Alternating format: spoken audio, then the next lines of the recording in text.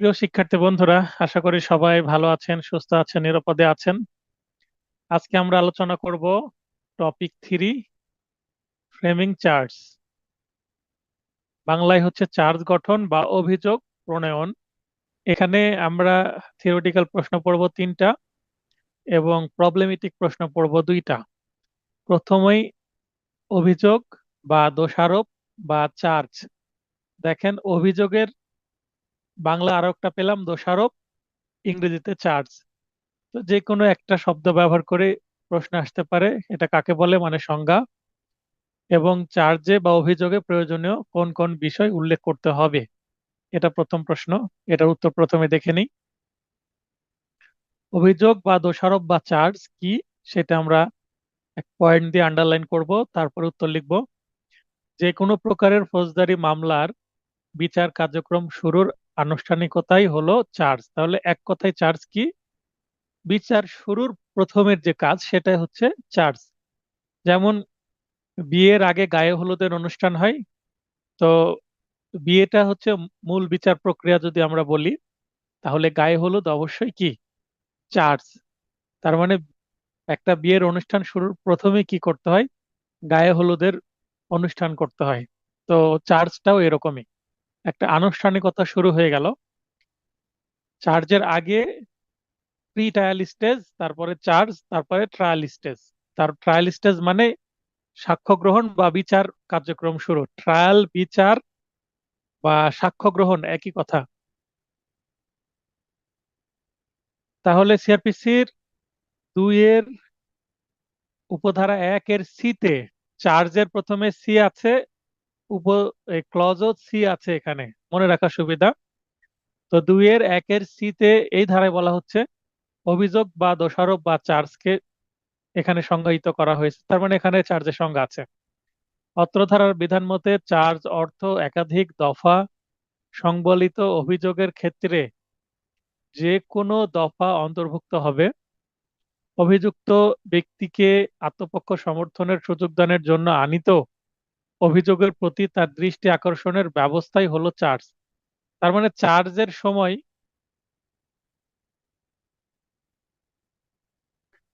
কুদ্দুস ভাই, আমি যেটা দিয়েছি, হ্যাঁ, এখানে 4 ধারা হবে, ভুল হয়েছে একটু, ধন্যবাদ কুদ্দুস ভাই। এটা আমি বলতে যাচ্ছিলাম যে এখানে যে 2 দেওয়া আছে, এই 2-এর কাছে 4 হবে। তো কাইন্ডলি আপনারা 2-কে 4 করে নেন। এই ছোটখাটো কিছু ভুল থেকে গেছে নোটে, এগুলো নেক্সট এডিশনে কারেকশন করে ফেলবো। তাহলে এই যে এই রেড কালার দিয়ে 2 লিখলাম, এটাকে আপনারা 4 করে নেন। তাহলে চার্জটা হচ্ছে আসামি যেন বুঝতে পারে যে তার বিরুদ্ধে কি মামলায় কিসের বিচার হতে যাচ্ছে, এবং সে চার্জের সময় যেন ডিসচার্জের পিটিশন দিতে পারে, অর্থাৎ অব্যাহতির দরখাস্ত দাখিল করতে পারে। মানে অব্যাহতিরও সুযোগ আছে চার্জের সময়, যদি আদালতকে কনভিন্স করতে পারে। চার্জের প্রয়োজনীয় যে সকল বিষয় উল্লেখ করতে হবে। দেখেন, একই প্রশ্নের মধ্যে 2টা পার্ট আছে, একটা অভিযোগ বা চার্জ কি। তাহলে চার্জ কি আমরা উত্তর দিয়ে দিলাম, একটু ফাঁকা রাখলাম। এবার দ্বিতীয় হেডিং দিচ্ছি, চার্জে প্রয়োজনীয় যে সকল বিষয় উল্লেখ করতে হবে। এবার দ্বিতীয় হেডিং দিলাম, দ্বিতীয় হেডিং দেওয়ার পরে আন্ডারলাইন করে দিলাম।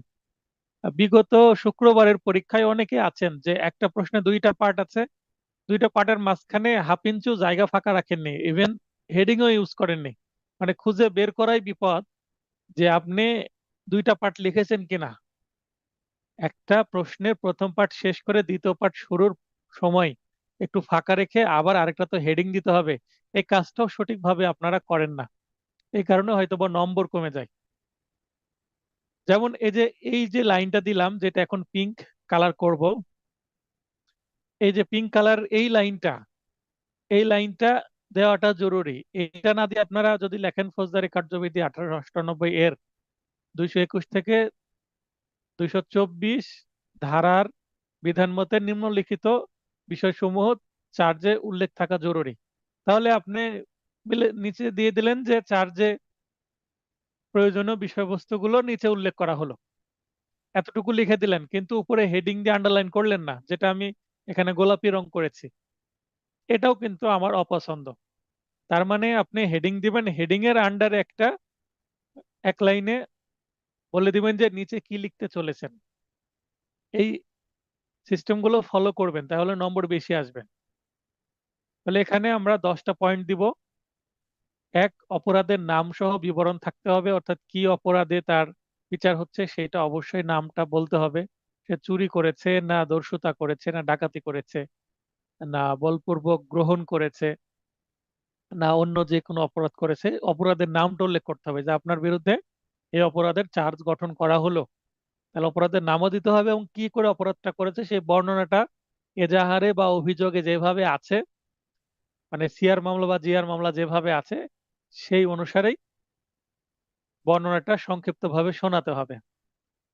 দুই, যে ক্ষেত্রে অপরাধের কোনো নির্দিষ্ট নাম দণ্ডবিধিতে নেই, তার মানে অপরাধের যদি নাম না থাকে তাহলে সে অপরাধের সংজ্ঞা সহ বিবরণ থাকবে, তাহলে সেই অপরাধের সংজ্ঞা দিয়ে বিবরণটা দিয়ে দিতে হবে। তার মানে অপরাধের নাম নাই, নতুন একটা অপরাধ মনে হচ্ছে, তাহলে সেটার যদি মানে পেনাল কোডে না থাকে অন্য কোনো আইনে হয়তো বা সেটার সংজ্ঞা আছে, অন্য একটা আইনের মাধ্যমে দিতে হবে। বলে রাখা ভালো, যদি এমন কোনো অপরাধ বের হয় যেটা আপাত দৃষ্টিতে মনে হচ্ছে না এটা তো অপরাধ করেছে, এটা ঠিক না, তো এটা যদি বাংলাদেশের কোনো আইনে সেটার সংজ্ঞা করা না থাকে, তাহলে পেনাল কোডের কোনো ধারার কাছাকাছি যদি অপরাধ হয়, কোনো অপরাধের কাছাকাছি যদি অপরাধ হয়, তাহলে সাধারণত সেই অপরাধের যে শাস্তি, সেই অপরাধের শাস্তির অনুরূপ শাস্তি হতে পারে ধরে বিচার করতে হবে। যে আইনের অধীন অপরাধ সংগঠিত হয়েছে তার শাস্তির ধারা উল্লেখ করতে হবে। তার মানে সংজ্ঞার ধারা উল্লেখ করা দরকার নাই, শাস্তির ধারা বলে দিতে হবে যে আপনার বিরুদ্ধে 380 ধারায় অপরাধের চার্জ গঠন করা হলো। তারপরে সংশ্লিষ্ট অপরাধটি সংগঠনের শর্তাবলী উল্লেখ করতে হবে। চার্জ ইংরেজি অথবা আদালতের ভাষায় লিখিত হবে। তাহলে চার্জের ভাষা কি হবে? ইংরেজিতে হতে পারে অথবা আদালতের ভাষায় হতে পারে। একই প্রকৃতির অপরাধের জন্য অভিযুক্ত আসামি পূর্বে দণ্ডিত হলে, তার মানে একই একটা আসামি বারবার অপরাধ করে, এর আগেও চুরি করেছে আবার চুরি করেছে, তাহলে আগে যে চুরি করে সে দণ্ডিত হয়েছিল সেই পূর্ব দণ্ড সম্পর্কে উল্লেখ করতে হবে, যেটাকে পিসিপিআর বলা হয়, অর্থাৎ পূর্বে তার কোনো মামলার দণ্ড আছে কিনা সেইটা উল্লেখ করতে হবে। অপরাধ সংগঠনের স্থান, তারিখ ও সময় সুনির্দিষ্টভাবে উল্লেখ করতে হবে। এই যে আসামিকে বলবে যে আপনি এই স্থানে এত তারিখে এতটার সময় এই অপরাধটা সংগঠন করেছেন, এভাবে বলতে হবে। অপরাধ সংগঠনের পদ্ধতি উল্লেখ করতে হবে, কিভাবে অপরাধটা করেছে সেটাও সংক্ষিপ্তভাবে বলতে হবে। যে আইনের অধীন চার্জ গঠন করা হবে, অপরাধের অর্থ উক্ত আইন অনুসারে হতে হবে।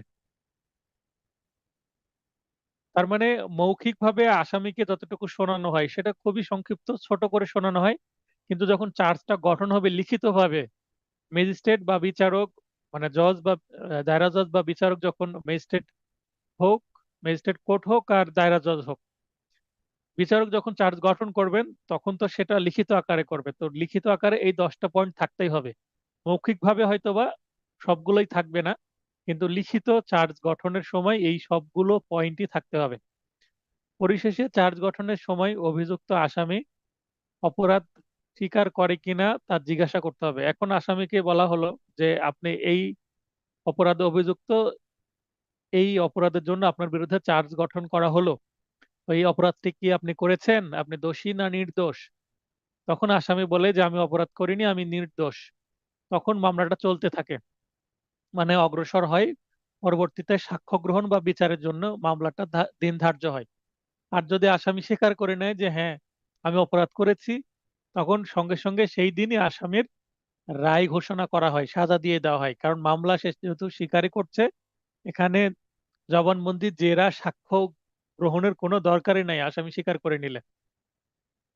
তো ছোটখাটো মামলা হলে, যেমন আহ, গাঁজা সেবনের মামলায় অধিকাংশ সময় দোষ স্বীকার করে নেয়। আবার জুয়া যে অপরাধ, জুয়া খেলার যে অপরাধ, সে জুয়া খেলার অপরাধের শাস্তি যেহেতু কম, জরিমানা কম, দোষ স্বীকার করে নেওয়া হয়।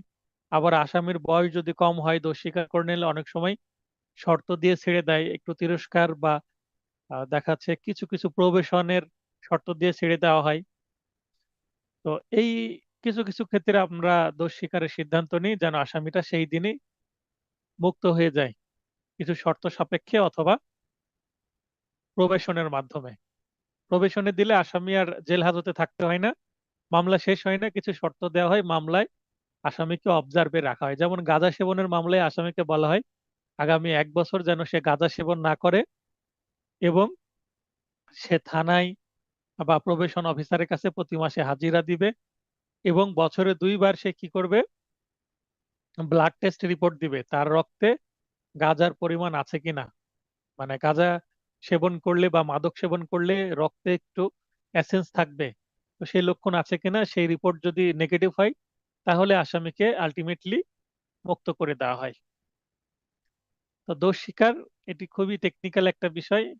জজ সাহেবের মনোভাব দেখে এবং এই ধরনের মামলায় জজ সাহেব কি ধরনের সিদ্ধান্ত নেয়, আসামি কেমন, বয়স কেমন, আসামির অল্প বয়স না অনেক বেশি বয়স, আসামির এটা প্রথম অপরাধ না বারবার এই ধরনের অপরাধ করে, অনেক কিছু ডিপেন্ড করে যে দোষ স্বীকার করবে কিনা।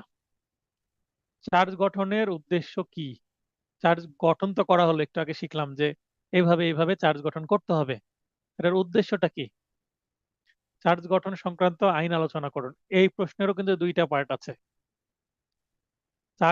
চার্জ গঠনের উদ্দেশ্য দেখেন, প্রথম পার্টের হেডিং দিয়ে দিলাম, ফৌজদারি মামলায় বিচার্য বিষয় বিচার কার্য শুরুর ঠিক পূর্ব মুহূর্তে চার্জ গঠন করা খুবই জরুরি, কেননা চার্জে কোনো ব্যক্তি বা ব্যক্তি সমষ্টি দ্বারা সংগঠিত কথিত বা দাবিকৃত অপরাধের বিবরণ থাকে। চার্জের উপর ভিত্তি করে কোনো অভিযুক্ত ব্যক্তির অপরাধের বিচার করা হয়। কোনো মামলায় চার্জ গঠন এড়িয়ে যাওয়ার কোনো সুযোগ নেই, মানে চার্জ গঠন করতেই হবে। ক্রিমিনাল মামলায় চার্জ গঠন না করে সে মামলায় সাক্ষ্য গ্রহণ করার কোনো সুযোগ নাই। নিম্নে চার্জ গঠনের উদ্দেশ্য সম্পর্কে আলোকপাত করা হলো। এবং চার্জ যে গঠন করার এত গুরুত্ব দেওয়া হচ্ছে সেটা আবশ্যক, অবশ্যই জরুরি। তো কেন জরুরি সেটা আমরা জানবো। চার্জ গঠনের উদ্দেশ্য বা প্রয়োজনীয়তা যেটা বলি না কেন, চার্জ গঠনের মাধ্যমে যার বিরুদ্ধে অভিযোগ আনা হয় তার পরিচয় জানা যায়। তার মানে এখানে তার বিরুদ্ধে চার্জ গঠন করা হচ্ছে, আসামির নাম পরিচয় এগুলো জানা যায়। চার্জ গঠনের মাধ্যমে মূল অভিযোগ সম্পর্কে জানা যায়, কি বিষয়ে অভিযোগ করা হয়েছে সেটা জানা যাচ্ছে। চার্জ গঠনের মাধ্যমে মামলা একটি নির্দিষ্ট নিয়ম অনুসারে চলতে থাকে, যার ফলে জটিলতা পরিহার করা। চার্জ গঠন করলে এই মামলায় কোন কোন ল পয়েন্টে এবং কোন কোন ফ্যাক্টের উপরে জবানবন্দি দেওয়া হবে, এবং জেরায় কি কি বিষয় জেরা করতে হবে, এইটা উভয় পক্ষের আইনজীবী স্পষ্ট বুঝতে পারেন। এবং জজ সাহেব যদি কোনো, বিচারক যদি কোনো অনুসন্ধান করতে চায়, নিজে থেকে ইনকোয়ারি করতে চান, সেই ক্ষেত্রেও এই চার্জের উপর ভিত্তি করে করতে পারবেন। মানে চার্জ দিলে, চার্জ গঠন করা হলে একটা বিচ্ছিন্ন বিষয় একটা মানে সুগঠিত হয়ে যায় যে কোন পথে এবার যেতে হবে। চার্জ গঠনের মাধ্যমে অপরাধ কে কিভাবে সংগঠিত করেছিল তা জানা যায়, মানে অপরাধ কে কিভাবে সংগঠিত করেছিল তা জানা যায়। যে অপরাধ সংগঠিত হয়েছে সেই অপরাধ সম্পর্কে আইন কি বলে তা চার্জ গঠনের মাধ্যমে জানা যায়, মানে কত ধারায় চার্জ গঠন হচ্ছে সেটা। চার্জ গঠনের সময় কোনো অভিযুক্ত ব্যক্তি আত্মপক্ষ সমর্থনের সুযোগ লাভ করে, তার মানে আত্মপক্ষ সমর্থনের অর্থ কি, সে নিজেকে নির্দোষ দাবি করে, আমি নির্দোষ, আমি বিচার চাই, মানে মামলাটি সাক্ষী পর্যায়ে যাবে। এই যে আত্মপক্ষ সমর্থন মানেই নিজেকে নির্দোষ দাবি করা, আমি দোষী না, এটা দাবি করা। এছাড়াও চার্জ গঠনের অন্যতম উদ্দেশ্য হলো অভিযুক্ত ব্যক্তিকে বিচার কার্যক্রম শুরুর পূর্ব মুহূর্তে দোষ স্বীকারের সুযোগ দান করা, মানে সে দোষ স্বীকার করছে কিনা না দোষ, এইটা একটু যাচাই করা। তাহলে মামলা বেশি দিন চলবে না। অনেকে আছে যে দোষ স্বীকার করে যদি 1 মাসের সাজাও হয়ে যায়, সাজা খেটে বের হয়ে চলে আসবে, তার থেকে এই 3-4 বছর মামলা চালানোর কোনো যৌক্তিকতা নাই তার জন্য। মামলা চালানোই তার কাছে কষ্টকর। অনেক ব্যক্তি আছে আর অর্থনৈতিক অবস্থা হয়তো বা ভালো না, বা সে মনে করছে 1 মাস জেল খাটায় আমার ভালো, বা তার নিজের অনুশোচনা থেকেই যে আমি অপরাধ করেছি, 1 মাস আমি জেল খাটবো, আমি পাপ মুক্ত হয়ে বের হব, এই ধরনের মানসিকতা নিয়ে অনেকেই দোষ স্বীকার করে। তো দোষ স্বীকারেরও সুযোগ দিতে হবে। যদি দোষ স্বীকার করে তাহলে তো মামলা আর দীর্ঘদিন চালানো দরকার হচ্ছে না, মামলায় সাক্ষ্য নেওয়ারও দরকার হচ্ছে না, আর্গুমেন্ট করানোর দরকার হচ্ছে না, দীর্ঘ রায় দেওয়ারও দরকার হচ্ছে না, ছোট্ট একটা রায় দিয়ে দিলেও হয়ে যাচ্ছে দোষ স্বীকারের ভিত্তিতে। চার্জ গঠনের সময় আসামি দোষ স্বীকার করলে সে মোতাবেক আসামিকে সাজা প্রদান করে বিচার কার্য সমাপ্ত ঘোষণা করা হয়। এই ক্ষেত্রে সাক্ষ্য গ্রহণের প্রয়োজন হয় না, বিশ- বিধায় মামলাটি দ্রুত নিষ্পত্তি করা যায়। তাহলে দ্রুত নিষ্পত্তি হচ্ছে, এটাও একটা কি জরুরি বিষয়, এটাও একটা উদ্দেশ্য চার্জ গঠনের। তো চার্জ গঠনের উদ্দেশ্যগুলো আমরা সুন্দরভাবে জানলাম, সেটা নিজের ভাষাতেও লিখতে পারেন, অথবা আমি যে ভাষাগুলো দিয়েছি মোটামুটি সহজ ভাষায় ব্যবহার করেছি, অনেক বইয়ে এর থেকে কঠিন ভাষা ব্যবহার থাকতে পারে। তো বই এবং আমার নোটের মিশ্রণে আপনারা নিজের প্রস্তুতিটা নিবেন, প্রয়োজনে নিজে আলাদা করে নোটও করতে পারেন। চার্জ গঠন সংক্রান্ত আইন, ফৌজদারি কার্যবিধি 1898 এর সংশ্লিষ্ট ধারা উল্লেখপূর্বক নিম্নে চার্জ গঠন সংক্রান্ত বিধানসমূহ আলোচনা করা হলো। যেহেতু বিধান জানতে চাওয়া হয়েছে সেহেতু অবশ্যই আপনাকে সেকশন অনুসারেই উত্তর করতে হবে। যদি সেকশন উল্লেখ না করেন তাহলে কিন্তু আপনি বিধান তো আর বানিয়ে লিখতে পারবেন না। যেমন আগের প্রশ্ন উদ্দেশ্য চেয়েছিল, এখানে আমরা কোথাও কি করিনি, ধারা উল্লেখ করিনি, কারণ কোনো ধারায় চার্জের উদ্দেশ্য বলা নাই। এইটা একটা থিওরিটিক্যাল কোশ্চেন, একেবারে পিওর থিওরিটিক্যাল কোশ্চেন, তাই এখানে আপনার ধারা উল্লেখ করা দরকার হচ্ছে না। কিন্তু যখন আপনাকে বিধান চাচ্ছে, ওই সংক্রান্ত আইন চাচ্ছে, তাহলে আপনাকে কি অবশ্যই আইনের ধারা উল্লেখ করতে হবে এবং ধারাতে কি বলা আছে সেটাই লিখতে হবে নিজের ভাষায়। বিআর একটে যে কথাটা লেখা আছে সেটা হুবহু লেখার দরকার নাই, কারণ আপনি কি করছেন না, কোনো কোরআন শরীফের আয়াত লিখছেন না যে হুবহু লিখতে হবে, হুবহু না লিখলে পাপ হবে। বা ছোটবেলা আমরা কি লিখতাম, কবিতা লিখলে, কবিতা লিখতাম, পোয়েম লিখতাম। তো কবিতা লিখলে আপনার হুবহু লিখতে হয়, লাইন বাই লাইন লিখতে হয়, এবং দাড়ি কমাও আপনার মিস করা যাবে না। তো কোনো ধারার তথ্য যখন আপনি লিখবেন, কোনো ধারার আইন যখন লিখবেন, তখন লিখিত পরীক্ষায় আপনাকে হুবহু ওই কবিতা লেখার মতন দাড়ি কমা ঠিক রাখতে হবে, শব্দগুলো ঠিক রাখতে হবে। এটা জরুরি নয়, কবিতা ছড়ার ক্ষেত্রে এটা জরুরি, কোরআন শরীফের আয়াত লেখার ক্ষেত্রেও সেটা জরুরি। কিন্তু আইনের ধারা লেখার ক্ষেত্রে হুবহু বিআর অ্যাক্টের মানে যে লাইন হুবহু তুলে দেওয়ার দরকার নাই। আপনি সেই পড়েন, পড়ার পরে ধারাগুলো বিধানে কি বলছে সেটা বোঝেন, বোঝার পরে নিজের ভাষায় আপনি লিখে দেন, তাহলেই হবে আমার নোটে যেভাবে আছে। আর যদি বলেন যে আমি হুবহু লিখতে পারবো, আমার মুখস্থ হয়ে গেছে, তাহলে তো আরোই ভালো, কোনো সমস্যা নেই। তবে হুবহু লিখলে নম্বর কেটে দেওয়ার সম্ভাবনাই বেশি, কেননা হুবহু লিখলে ধরে নিবে যে আপনি নকল করেছেন, কারণ নকল না করলে হুবহু আপনি ধারা মনে রাখতে পারবেন না। অতএব আমি বলবো নিজের ভাষায় লিখেন, সেটাই বেটার হবে। ধারা 233, সুস্পষ্ট অপরাধের জন্য পৃথক অভিযোগ। তাহলে 233-এ কি বলা হচ্ছে, যদি অপরাধ পৃথক হয় তাহলে পৃথক অভিযোগ গঠন করতে হবে, তার মানে আলাদা আলাদা চার্জ গঠন করতে হবে।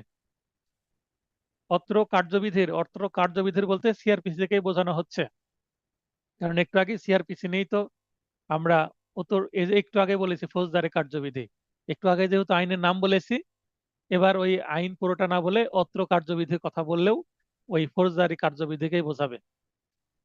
234, 235, 236 ও 239 ধারা ব্যতীত অন্যান্য ক্ষেত্রে, তাহলে এই যে 4টি ধারা কথা বলা হলো সেটা আমরা একটু পরবর্তীতে আলোচনা করব। এগুলো বাদে অন্যান্য ক্ষেত্রে প্রতিটি সুস্পষ্ট অপরাধের জন্য পৃথক অভিযোগ গঠন করে পৃথক বিচার করা যাবে। উদাহরণস্বরূপ বলা যায়, এই যে একটু আগে যে কথাটা বললাম যে সুস্পষ্ট অপরাধ পৃথক অভিযোগ, আলাদা আলাদা সেপারেট সেপারেট চার্জ। তো এইটা একটু উদাহরণ না দিলে কিন্তু বোঝা যাবে না। উদাহরণটা রেখেছি, আপনারা চাইলে পরীক্ষায় লিখতে পারেন, আর যদি না লিখেন আপনাদের বোঝার জন্য উদাহরণটা দিয়েছি। তবে উদাহরণ দিলে অবশ্যই আপনার মনে রাখতেও সুবিধা হবে। একটি চুরি ও অন্য একটি ক্ষেত্রে গুরুতর আঘাতের অপরাধে অভিযুক্ত। তার মানে চুরিও করেছে এবং অন্য একটা ক্ষেত্রে গুরুতর আঘাত করেছে। এই ক্ষেত্রে ক এর বিরুদ্ধে ভিন্ন দুইটি সুস্পষ্ট অপরাধের জন্য পৃথক দুইটি অভিযোগ গঠন করে পৃথকভাবে বিচার করা যাবে। তার মানে সে চুরি করেছে কিনা এটার জন্য আলাদা একটা চার্জ এবং আলাদা সাক্ষ্য নেওয়া যাবে, এবং সে গুরুতর আঘাত করেছে কিনা সেটার জন্যও আলাদা চার্জ, আলাদা সাক্ষ্য নিয়ে বিচার করা যাবে। 233 ধারার বক্তব্য এটা। কিন্তু 234, 235, 236 এবং 239 ধারার মধ্যে যদি অপরাধটা চলে আসে, সেক্ষেত্রে কিন্তু 233 ধারার বিধানটা আর প্রযোজ্য হবে না। ধারা 234, একই প্রকৃতির তিনটি অপরাধ 1 বছরের মধ্যে সংঘটিত হলে একত্রে অভিযোগ গঠন করা যাবে। একটু আগে 233 আমরা জানলাম যে আলাদা আলাদা, সেপারেট সেপারেট, পৃথক পৃথক, ভিন্ন ভিন্ন অভিযোগ। 234 এসে বলছে যে না, একত্রে অভিযোগ করলেও হবে। ওই কারণে 233 আগে বলে দেওয়া হয়েছে যে 234, 35, 36 এবং 239 এগুলোর ক্ষেত্রে বাদে। এই কারণে আগে 233 ধারার মধ্যে ওয়ার্নিং দিয়ে দিয়েছে। তার মানে 233 এবং 234-এর বক্তব্য একেবারে বিপরীত, একেবারে কন্ট্রাডিক্টরি মনে হতে পারে। এই কারণেই 33 আর 34 আলাদা করে দেওয়া হয়েছে এবং 33-এর মধ্যে ওয়ার্নিংও দিয়ে দেওয়া হয়েছে।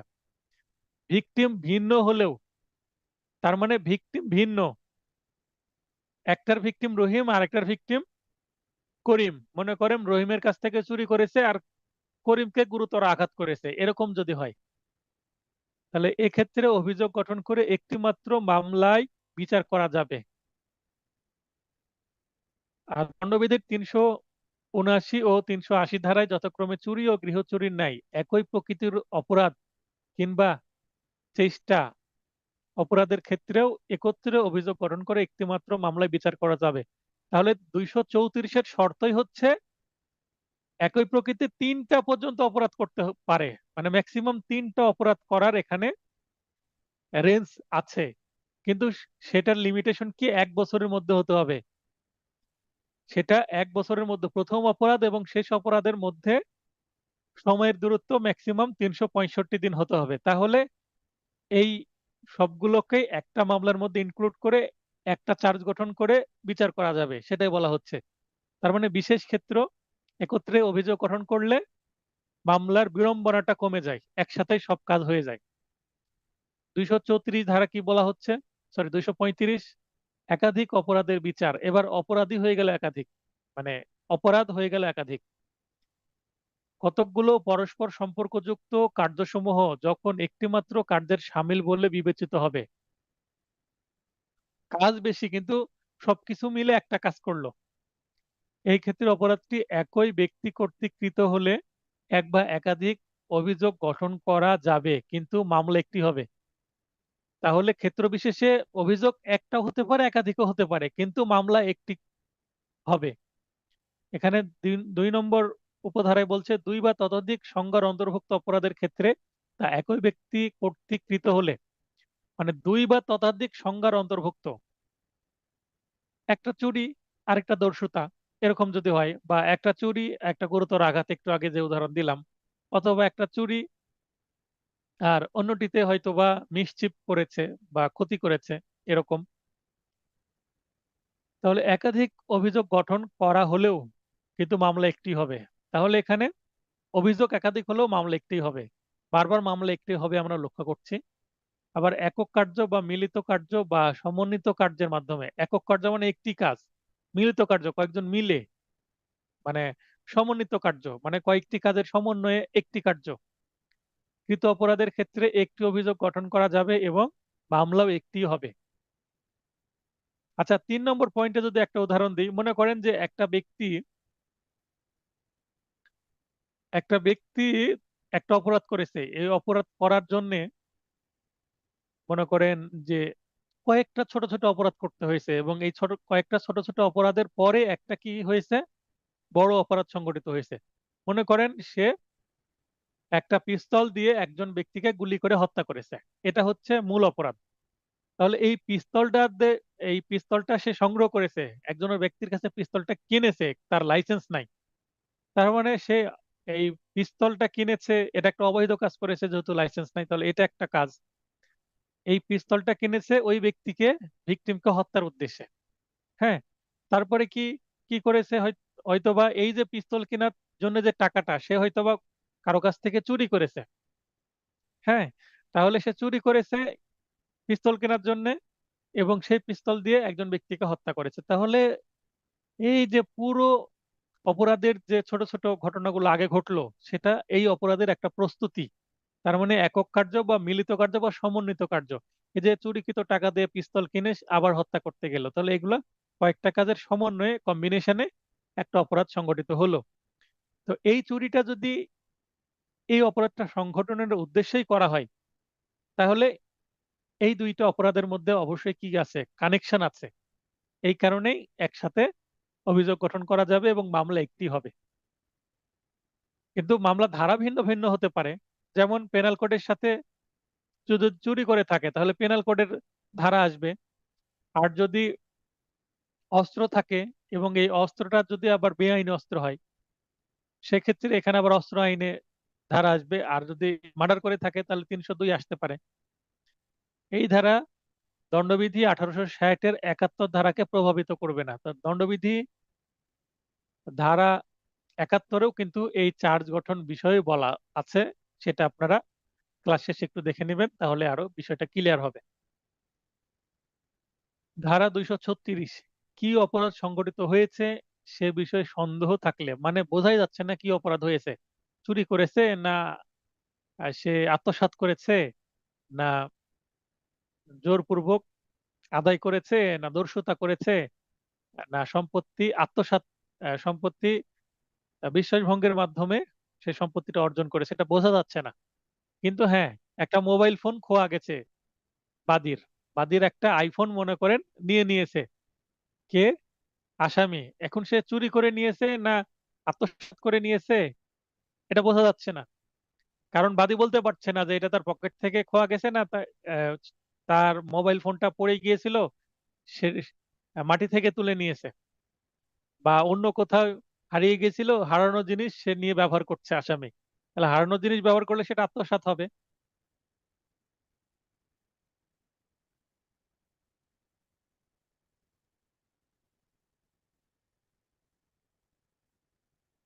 আচ্ছা, আমির হাসান ভাই, আপনি একটা মেসেজ দিয়েছেন, ক্লাস চলাকালীন এই ধরনের মেসেজ দিবেন না।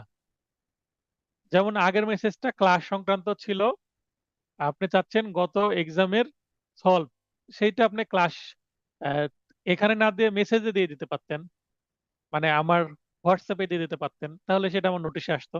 কারণ আপনার সেটা পড়তে গিয়ে এই যে ক্লাসে ব্যাঘাত ঘটলো, মনোযোগ নষ্ট হয়ে গেল। তো একটু সবাইকে আমি বলবো যে হ্যাঁ, এই যে আপনারা এখানে ক্লাসে মেসেজ দিচ্ছেন সেটা ক্লাস সংক্রান্তই হোক, ক্লাসের বাইরের কোনো বক্তব্য হলে হোয়াটসঅ্যাপে মেসেজ দিবেন দয়া করে। অভিযোগকৃত সকল বা যে কোনো একটি অপরাধের জন্য অভিযোগ গঠন করে ও বিচার করা যাবে।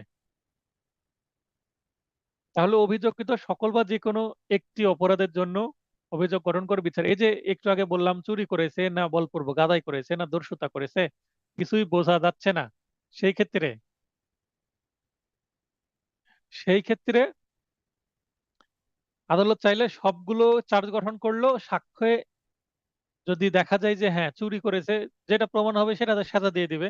আর যদি মনে করে আদালত যে একটু জিজ্ঞাসাবাদ করে দু একটা তথ্য নিয়ে ইনকোয়ারি করে আদালত যদি বুঝতে পারে যে না এই চুরি করেছে মনে হচ্ছে, তাহলে চুরির জন্য চার্জ গঠন করলো। পরে সাক্ষ্য প্রমাণে যদি চুরি মনে না হয়, পরবর্তীতে এটা যদি মনে হয় যে আত্মসাৎ করেছে, তাহলে সমস্যা নেই, চার্জ গঠন করে পরবর্তীতে চার্জটাকে পরিবর্তন করে আত্মসাৎ করেছে মর্মে উল্লেখ করে রায় দেওয়া যাবে, তাতে কখনো কোনো সমস্যা নাই। মানে চার্জ যে কোনো সময় পরিবর্তন করা যেতেই পারে।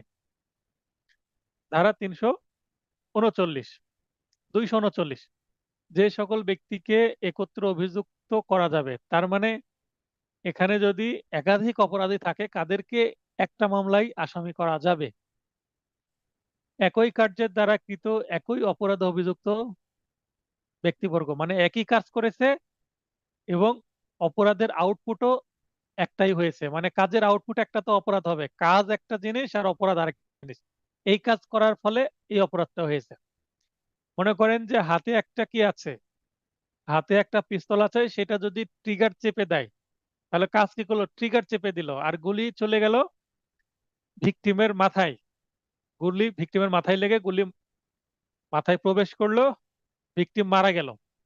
তাহলে অপরাধটা কি হলো, খুন, কিন্তু কাজটা কি হলো, ট্রিগার চাপ দেওয়া। তাহলে কাজটা যদি এক হয় এবং এই কাজটা যদি একাধিক আসামি মিলে যদি করে, যেমন কেউ হয়তো বা আসামিকে ধরলো, বা কেউ গুলি না করে কেউ যদি চাকু ব্যবহার করে, দুই তিনজন চাকু দিয়ে আঘাত করে মেরে ফেললো বা পিটিয়ে মেরে ফেললো, এই ধরনের যদি অপরাধ করে, তাহলে কাজ তো একই করছে, সবাই মারছে তাকে, এবং এই আঘাতের ফলে কিন্তু ভিকটিম মারা যাচ্ছে।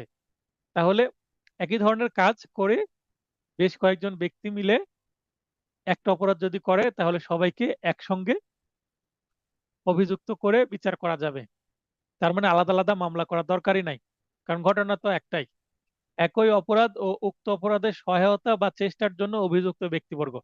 তার মানে ফিল্ডে থেকে অপরাধটা ফিল্ডে থেকে বা ক্রাইম ক্রাইম স্পটে থেকে বা প্লেস অফ অকারেন্স যেটাকে আমরা বলি, যে অপরাধের স্থানে সরাসরি একজন বা দুইজন অপরাধটা করলো, তার পিছনে সহযোগী হিসাবে অ্যাবেটর হিসাবে আরো দুই একজন থাকতে পারে। তো অ্যাবেটর কারীকেও কিন্তু একত্রে অভিযুক্ত করা যাবে, অ্যাবেটরের জন্য আলাদা আবার মামলা করা দরকার নাই। কারণ এই মামলায় উস্কানি দিয়েছে, এই মামলায় সহযোগিতা করেছে, বা এই মামলায় প্ররোচনা দিয়েছে যিনি, তাকেও মানে যে অপরাধে প্ররোচনা দিয়েছে ওই অপরাধে একই মামলায় অভিযুক্ত করা যাবে। এটা কমন সেন্স, এটা আমরা বাস্তবে মামলা দেখি, এরকমই হয়। 12 মাসের মধ্যে কৃত যুক্তভাবে 234 ধারার অর্থ অনুসারে একই ধরনের একাধিক অপরাধে অভিযুক্ত ব্যক্তিবর্গ। তার মানে এখানেও 12 মাস বা 1 বছরের কথা আসছে। একই কার্যের দ্বারা কৃত বিভিন্ন অপরাধে অভিযুক্ত ব্যক্তিবর্গ, কাজ একই হয়েছে কিন্তু অপরাধ ভিন্ন ভিন্ন হয়ে গেছে, একটা কাজ করতে গিয়ে ভিন্ন ভিন্ন অপরাধ হয়ে গেছে।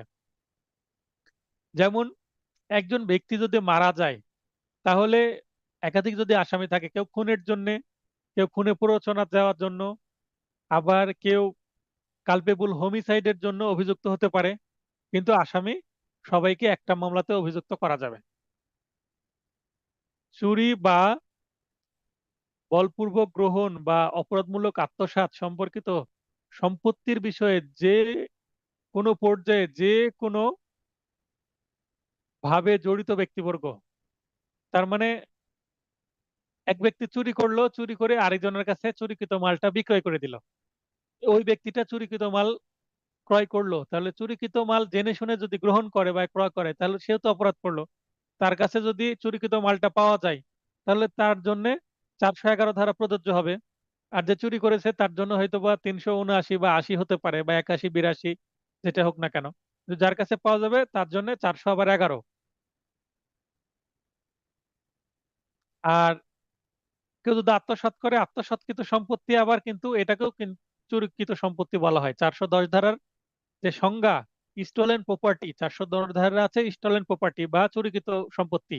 তো চুরিকৃত সম্পত্তির সংজ্ঞার মধ্যে বলা আছে চুরিকৃত মাল বা আত্মসাৎকৃত মাল বা দস্যুতার মাধ্যমে আহ, এই পাওয়া মাল, বা অন্য যে কোনো ভাবে, শুধু ডাকাতি বাদ দিয়ে অন্যভাবে যে প্রাপ্ত মাল, তো সেগুলোকে কি বলা হবে, স্টলেন প্রপার্টি বা চুরিকৃত মাল। সেটা গ্রহণ করলে, যে গ্রহণ করবে এবং যে চুরি করেছে বা যে আত্মসাৎ করেছে, সবাইকে একটি মামলায় জড়িত করে অপরাধী করা যাবে। কারণ যখন তদন্ত করা হবে মামলায়, প্রাথমিকভাবে এই মামলায় হয়তো বা একজন দুইজনকে আসামি করে মামলা দায়ের করা হলো, তারপরে তদন্ত যদি যায়, চার্জশিট দেওয়ার সময় আরো যদি বোঝা যায় যে হ্যাঁ, একজনের কাছে পাওয়া গেল, যার কাছে পাওয়া গেল তাকে আসামি করা হয়েছে, কিন্তু দেখা গেল আলটিমেটলি যে এই ব্যক্তি চোর না, এই চুরি করেনি, এই চুরিকৃত মাল গ্রহণ করেছে বা চুরিকৃত মালের ব্যবসা করেছে নিয়মিত ভাবে, তাহলে তার জন্য আলাদা ধারা। তাহলে চুরি কে করেছে এই তো তদন্ত করবে, তদন্ত করার পর যে চুরি করেছে তার জন্য আবার আলাদা ধারায় অভিযোগ চার্জশিটে চলে আসবে। সে অনুসারে অপরাধটি চার্জ গঠন করা হবে এবং মামলার সাক্ষ্য গ্রহণ করে বিচার দেওয়া যাবে। তো এটা বাস্তবে যখন প্র্যাকটিস করবেন এই জিনিসগুলো আপনারা দেখতে পারবেন। এই ধারাগুলো শুধুমাত্র আইনজীবী হিসাবে না, এটা বিচারকদের জন্য কিন্তু খুবই জরুরি। তাদেরও কিন্তু কনফিউশন কাজ করে অনেক সময়। যারা অনভিজ্ঞ অল্প বয়স্ক বিচারক থাকেন, তাদের বুঝতে সমস্যা হয়। তখন তারা সময় নেয় কোনো সিনিয়রের সাথে পরামর্শ করার জন্য, তার কলিগদের সাথে, অথবা আহ, তো যেটা আলোচনা করছিলাম 239 ধারা, এর পরের পয়েন্ট হচ্ছে দণ্ডবিধি 1860-এর 411, অর্থাৎ যার কাছে চুরিকৃত মাল পাওয়া যাবে, যার কাছে উদ্ধার হবে, তার অপরাধের সাজার ধারা এটা। ও 414 ধারা মতে অভিযুক্ত ব্যক্তিবর্গ যে কোনো পর্যায়ে যে কোনো ভাবে যদি জড়িত হয়, এই ব্যক্তিবর্গকে একত্রে অভিযুক্ত করা যাবে। তার মানে একত্রে চার্জ গঠন করা যাবে এদের বিরুদ্ধে। আবার পেনাল কোডের 12 অধ্যায় বর্ণিত জাল মুদ্রা সংক্রান্ত যে অপরাধগুলো আছে, এগুলোর সাথে জড়িত কোনো একাধিক ব্যক্তি যদি থাকে, তাহলে তাদেরও একসাথে চার্জ গঠন করা যাবে। মনে করেন 500 টাকার বা 1000 টাকার নোট জাল করার জন্য আগে তো প্লেট ব্যবহার করা হতো, এখন কম্পিউটার এবং সফটওয়্যারের মাধ্যমে সেটা ডিজাইন রেডি করে প্রিন্টারে প্রিন্ট করে আরো কিছু কাজকর্ম করা হয়। আপনারা অনেক সময় টেলিভিশনে খবরে যখন এই ধরনের ব্যক্তিদের ধরা হয়, কিছু হয়তো বা ভিডিও ফুটেজ দেখেছেন যে কিভাবে তারা কাজ করে, বর্ণনা করে যে এইভাবে করি। তো সেখানে অনেকগুলো কর্মযজ্ঞ থাকে, ডিপার্টমেন্ট ভাগ করা থাকে। কেউ ডিজাইনের কাজ করে, কেউ প্রিন্টিং এর কাজ করে, কেউ ভেতরে যে রিবন সেটা প্রবেশের কাজ করে, কেউ কাটিং এর কাজ করে। কিন্তু সবারই উদ্দেশ্য কি? জাল নোট তৈরি করা। তাহলে এই জাল নোট তৈরি করার আউটপুট একটাই, জাল নোট, কিন্তু ভিন্ন ভিন্ন কাজের মাধ্যমে এই কাজটা করা হচ্ছে, অপরাধটা করা হচ্ছে। তাই যারা যারা এর সাথে জড়িত, কোনো পর্যায়ে যারা জড়িত, ইভেন যারা জাল নোট তৈরি করেনি কিন্তু এটা ডিস্ট্রিবিউশনের সাথে জড়িত, অর্থাৎ জাল নোট নিয়ে মার্কেটে ছেড়ে দেয়, এইটা মার্কেটে দিয়ে আসল টাকার বিনিময়ে বিক্রয় করে, এবং যারা ক্রয় করে একেবারে রিয়েল মার্কেটে নিয়ে আসে ডিস্ট্রিবিউশনের কাজ করে, তারাও কিন্তু জড়িত। অতএব তাদেরকেও একই মামলায় একই অভিযোগে অভিযুক্ত করা যাবে। মামলা একটা, চার্জও একটা।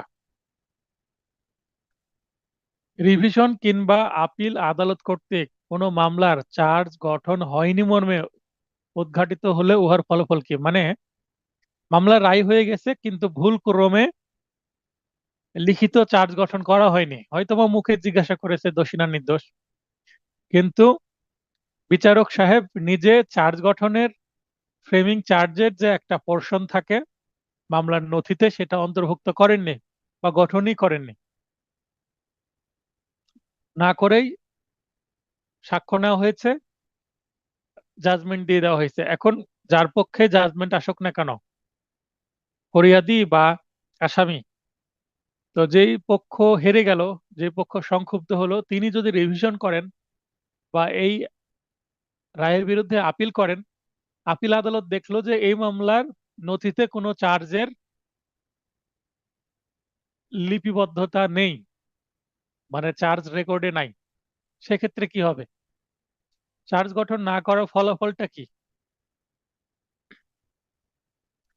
রিভিশন কিংবা আপিল আদালত কর্তৃক কোনো মামলায় চার্জ গঠন হয়নি মর্মে উদ্ঘাটিত হলে উহার ফলাফল প্রতিটি মামলার অবস্থানে ভিন্ন ভিন্ন হতে পারে। তার মানে এটার কোনো সাধারণ ফলাফল নাই।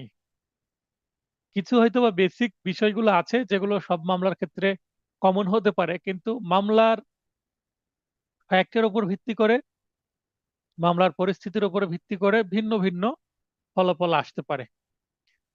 তো নিম্নে চার্জ গঠন না করার জন্য ফলসমূহ বা ফলাফলসমূহ ফৌজদারি কার্যবিধি এর সংশ্লিষ্ট বিধান মোতাবেক আলোচনা করা হলো। তাহলে চার্জ গঠনের ফলাফলটা কি? আপিল আদালত বা রিভিশন আদালত কি করবেন? তিনি তো ইচ্ছে মতো নিজের মনের মাধুরী মিশিয়ে বা খেয়াল খুশি মতো স্বেচ্ছাচারী হয়ে সিদ্ধান্ত দিতে পারেন না। তাকে আইনের ভিত্তিতেই দিতে হবে। তাই অবশ্যই আপনাকে এখানে ধারা উল্লেখ করতে হবে। অত্র কার্যবিধির 232 ধারা বিধান মতে রিভিশন বা আপিল ক্ষমতা প্রয়োগকালে সংশ্লিষ্ট আদালত বা মহামান্য হাইকোর্ট বিভাগ মনে করেন যে, তো এখানে রিভিশন বা আপিল আদালত হতে পারে এবং এই রিভিশন আদালতটি দায়রা জজও হতে পারে, আবার মহামান্য হাইকোর্ট বিভাগও হতে পারে।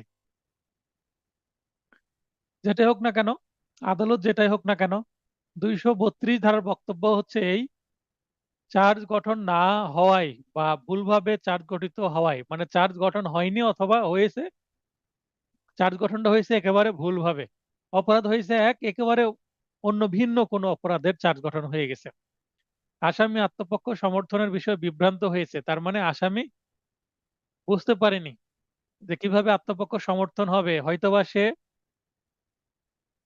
আত্মপক্ষ সমর্থন করে সাফাই সাক্ষী দিতে পারতো। সাফাই সাক্ষীটা কি?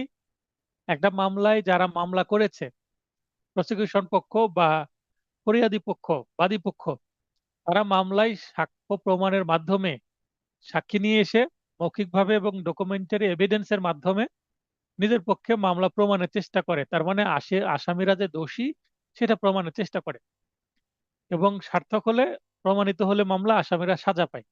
এটা হচ্ছে প্রসিকিউশন পক্ষের কাজ। এটার পরে আসামি পক্ষের বক্তব্য পেশ করার সুযোগ কোথায় আছে? চার্জ গঠনের সময় ডিসচার্জের পিটিশন দেওয়ার সুযোগ থাকতো আত্মপক্ষ সমর্থন করে। আবার কোথায়? যখন মামলা সাক্ষী হয়ে যায়, ওই সময় আসামিকে জিজ্ঞাসা করায় আপনি কি সাফাই সাক্ষী দিবেন, আত্মপক্ষ সমর্থনে কিছু বলবেন, নিজের আগে কোনো সাক্ষী দিবেন। তখন যদি আসামি সিদ্ধান্ত নেয় যে হ্যাঁ, আমরা সাক্ষী দিব, নিজেদের পক্ষে সাফাই সাক্ষী দিব, তখন সাফাই সাক্ষী দিতে পারেন। এখন চার্জ যদি ভুলভাবে গঠিত হয়, আসামি বা আসামির আইনজীবী যদি মনে করে যে এই চার্জ গঠন যেহেতু ভুল হয়েছে, অতএব মামলায় আর সাফাই সাক্ষী দেওয়ার দরকার নেই, এমনিতে আমরা কি পেয়ে যাব, খালাস পেয়ে যাব, এই ধরনের হয়তো একটা মেন্টালিটি নিয়ে আছেন, একটা অ্যাজাম্পশন নিয়ে আছেন। কিন্তু পরবর্তীতে যদি সাজা হয়ে যায়, তার মানে আসামি ডিসচার্জের পিটিশন দেওয়ার সুযোগ পেল না, সাপের সাক্ষী দেওয়ার সুযোগ পেল না। ওই যে একটা বিভ্রান্তি তৈরি হলো ভুল চার্জ গঠনের কারণে বা চার্জ গঠন না করার কারণেই। তবে পুনরায় সঠিকভাবে চার্জ গঠন পূর্বক মামলাটি নতুনভাবে বিচারে নিতে দিবেন। মানে চার্জ গঠন করে আগের যে সাক্ষী নেওয়া হয়েছে, জবানবন্দি, জেরা সবগুলোই বাতিল, আবার নতুন করে চার্জ গঠন করতে হবে এবং জবানবন্দি, জেরা নিতে হবে এবং আর্গুমেন্ট নিতে হবে। মামলার ঘটনাবলীর প্রকৃতির কারণে, মামলার ঘটনাবলীর প্রকৃতির কারণে মানে কি ঘটনা হয়েছে ঘটেছে তার উপর ভিত্তি করে যদি বৈধ চার্জ গঠন করা সম্ভব না হয়, মানে চার্জ গঠন করা আসলে সম্ভবই হচ্ছে না, এমন বিভ্রান্তিকর একটা ঘটনা, তবে নিম্ন আদালতের দণ্ডাদেশ বাতিল করে দিবেন। যদি চার্জ গঠন করাই না যায়, তার মানে ধরে নিতে হবে কোনো অপরাধী হয়নি। আবার অত্র কার্যবিধির 535 ধারার বিধান মতে অভিযোগ বা চার্জ গঠন প্রেরণ না করার ফলাফল নিম্নরূপ। তাহলে এখানে দুইটা ধারা আপনাদের বর্ণনা করতে হবে, 232 এবং 535, দুইটা ধারাতে একই বক্তব্য বলা আছে। রিভিশন বা আপিল আদালত মনে হয়, রিভিশন বা আপিল আদালত মনে যদি মনে করেন এরকম চার্জ প্রণয়ন না করার ফলে, এখানে একটু ভাষাগত পরিবর্তন করে নেন। রিভিশন বা আপিল আদালত যদি মনে করেন যে, এখানে যদি শব্দটা একটু যুক্ত করে নেবেন মনের আগে, যদি মনে, বা এভাবে যদি মনে করেন যে, অথবা লিখতে পারেন রিভিশন বা আপিল আদালতের নিকট যদি মনে হয় যে, বা আদালতের কাছে মনে হয় যে, বা আদালতের নিকট মনে হয় যে, এভাবে দিলে হবে। তার মানে আদালতের নিকট এই শব্দটা দিলে ভাষা মানে সেন্টেন্সটা মিলছে। ন্যায় বিচার ব্যাহত হয়নি, তবে সিদ্ধান্ত বা দণ্ডাদেশ বাতিল করবেন না। যদি দেখে যে চার্জ গঠন না করলেও যে সাজা দেওয়া হয়েছে সেটা ঠিকই আছে, চার্জ গঠন করলে এরকমই হতো, ফলাফল সিদ্ধান্ত এরকমই আসতো জাজমেন্টে, তাহলে দণ্ডাদেশটা বহাল রাখবেন, বাতিল করবেন না। আর যদি দেখেন যে এই চার্জ গঠন না করার ফলে যে দণ্ডাদেশ দেওয়া হয়েছে সেক্ষেত্রে ন্যায় বিচার ব্যাহত হয়েছে, তাহলে এই ন্যায় বিচার যদি ব্যাহত হয় তাহলে তো অবশ্যই ন্যায় বিচারের স্বার্থে কি করতে হবে? চার্জ গঠন পূর্বে পরবর্তী কার্যক্রম পুনরায় শুরুর আদেশ দান করবেন। তাহলে চার্জ গঠন করে আবার বিচার করতে হবে। তাহলে আশা করি থিওরিটিক্যাল প্রশ্নগুলো বুঝতে পেরেছেন। বিগত যে রিটেন প্রশ্ন আমি করেছিলাম শুক্রবারে, সেখানে কিন্তু আমার নোট থেকে সব কমন ছিল। তো প্রশ্ন ভাষাগতভাবে পরিবর্তন ছিল, উপস্থাপনার মধ্যে কিছুটা ভিন্নতা ছিল। যারা ধরতে পেরেছেন তারা উত্তর করতে পেরেছেন, কেউ কেউ ভালো নম্বর পেয়েছেন, কেউ একটু টাচ করতে পারলেও নাম্বার দিয়েছি। তবে প্রবলেমেটিক প্রশ্নে আপনি যদি কনসেপ্ট ক্লিয়ার না হয়ে উত্তর করেন থিওরিটিক্যাল প্রশ্নের মতো, সেক্ষেত্রে জিরো দিয়ে দিয়েছে। এটা আপনার ভালোর জন্যই, আপনাকে শেখানোর জন্যই জিরো দেওয়া হয়েছে, যেন আপনি সতর্ক হতে পারেন। এবার প্রবলেমেটিক প্রশ্ন। ক ব্যভিচারের উদ্দেশ্যে দিনের বেলা জোরপূর্বক গৃহে প্রবেশ করে ক্ষয়ের স্ত্রীর সাথে ব্যভিচার করে। তো ব্যভিচার 497 ধারার অপরাধ। কয়ের বিরুদ্ধে পেনাল কোড এর 454 এবং 497 বা 97 ধারায় পৃথকভাবে চার্জ গঠন করে উভয় ধারার অধীনে শাস্তি দেওয়া যাবে কি? তার মানে দুইটা চার্জ হবে, আলাদা আলাদা চার্জ এবং আলাদা আলাদা শাস্তি, দুইটা কাজ করার জন্য।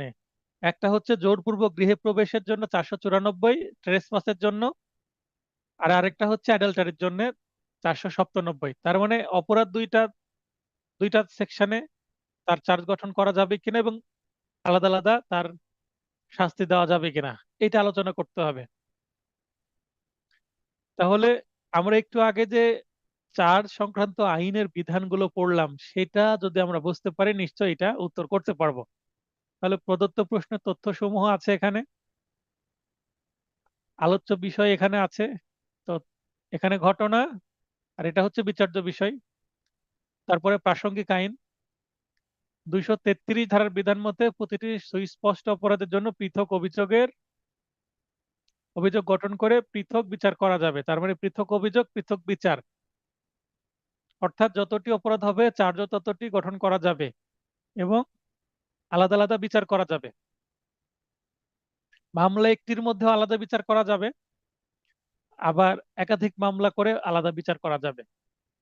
আলাদা বিচার বলতে বোঝায় যে একটি মামলার মধ্যে চার্জ ভিন্ন ভিন্ন, তাহলে এই 454 ধারায় সে জোর করে গৃহে প্রবেশ করেছে কিনা, না মহিলাটা তাকে নিজে থেকে ঘরের ভিতরে ডেকে নিয়েছে, এইটা প্রথমে দেখতে হবে। এটার বিষয়ে চার্জ গঠন করা হবে এবং সে জোরপূর্বক গিয়েছে কিনা ভিতরে, না আপোষে তাকে ভিতরে প্রবেশ করার সুযোগ করে দেওয়া হয়েছে, এটা বিষয়ে জবানবন্দি হবে, জেরা হবে।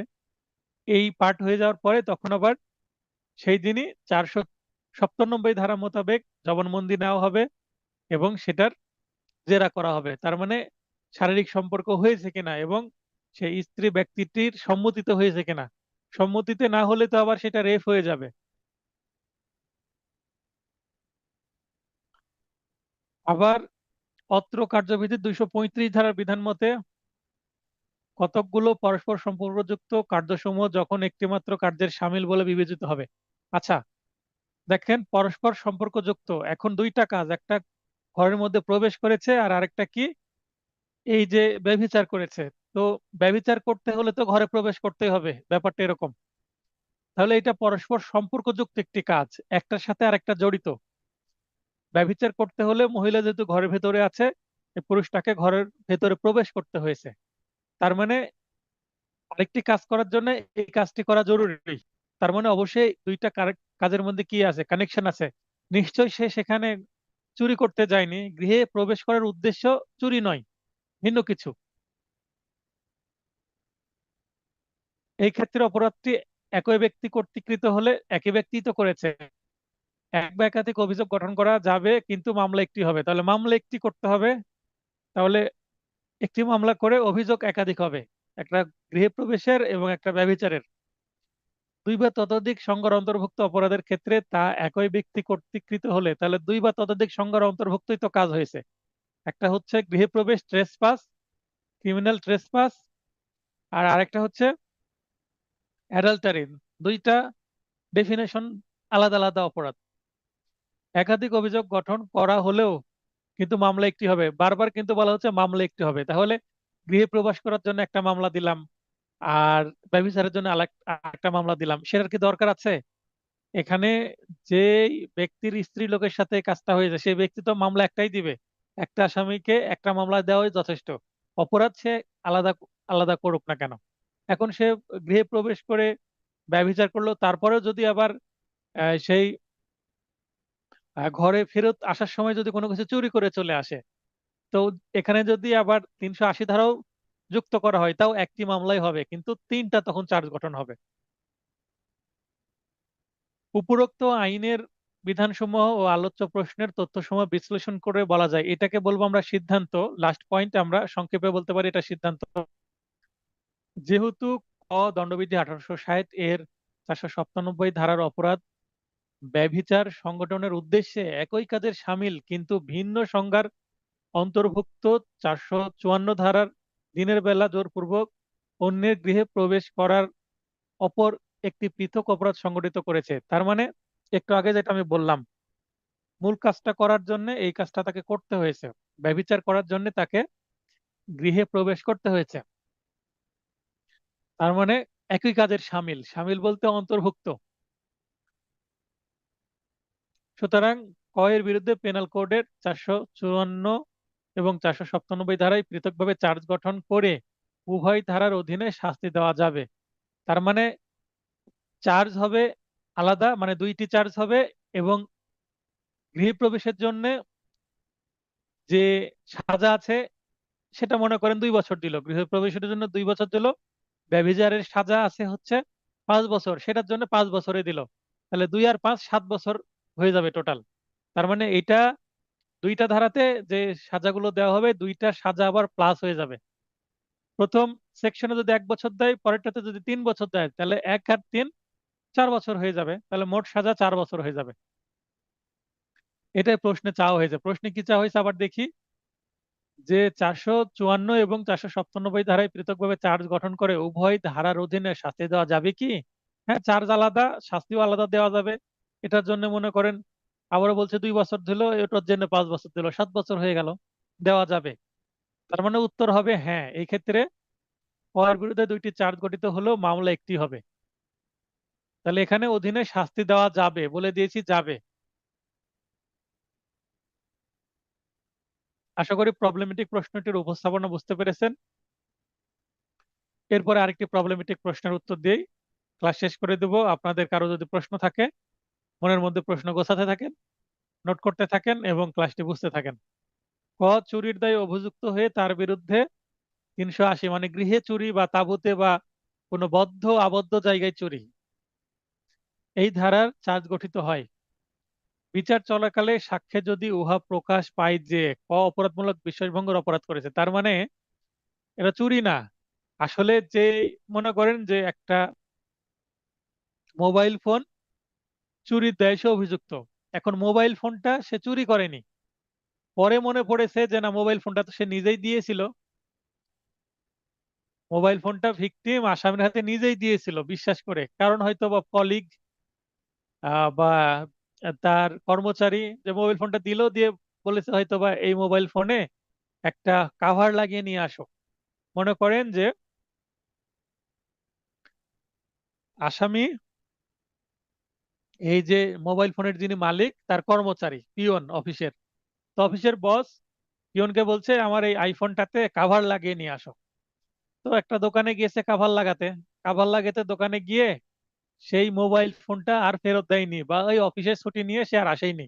তো একটা বাহানা দিয়েছে যে স্যার আমার বিপদ, আমার গ্রামের বাসায় যেতে হবে দ্রুত, সে মোবাইল ফোনটা নিয়ে চম্পট দিয়েছে।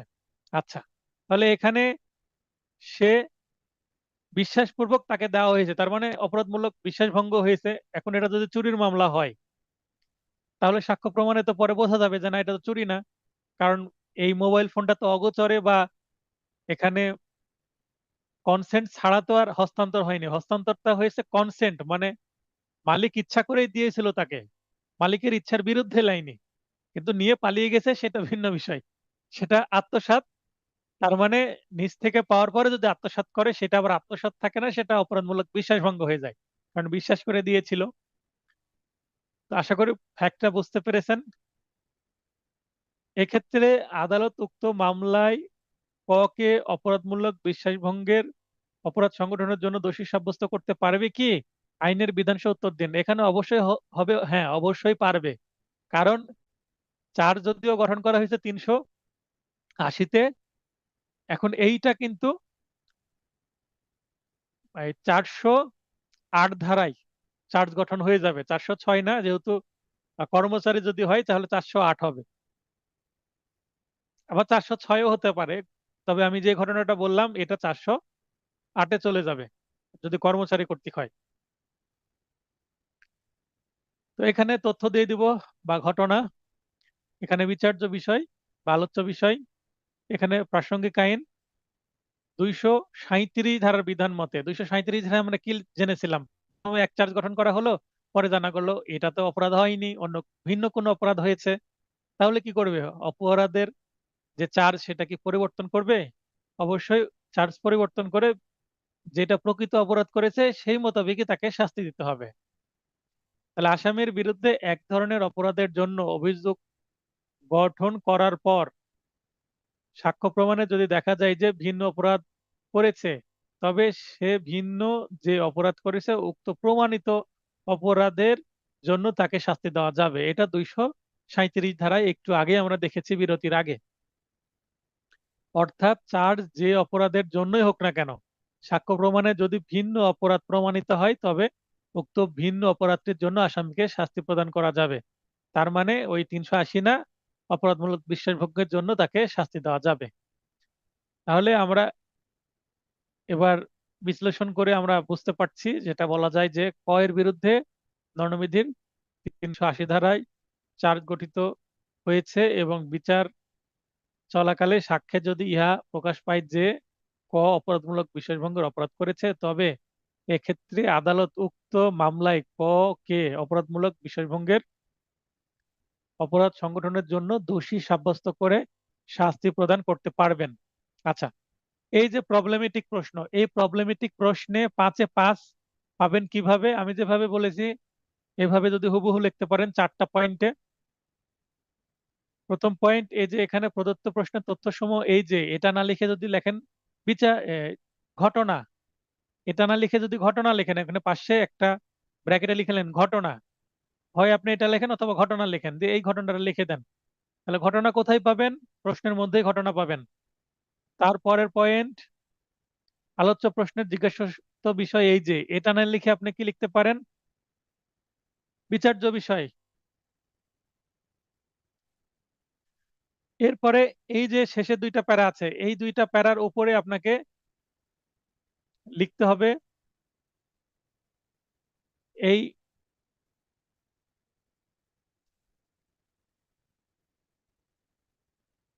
এইটার উপরে আপনাকে লিখতে হবে প্রাসঙ্গিক আইন। এখানে 237 ধারার বিধান, এইটা উল্লেখ আপনাকে করতেই হবে। আর আপনাকে আইন উল্লেখ করতে হবে, ধারা উল্লেখ করতে হবে।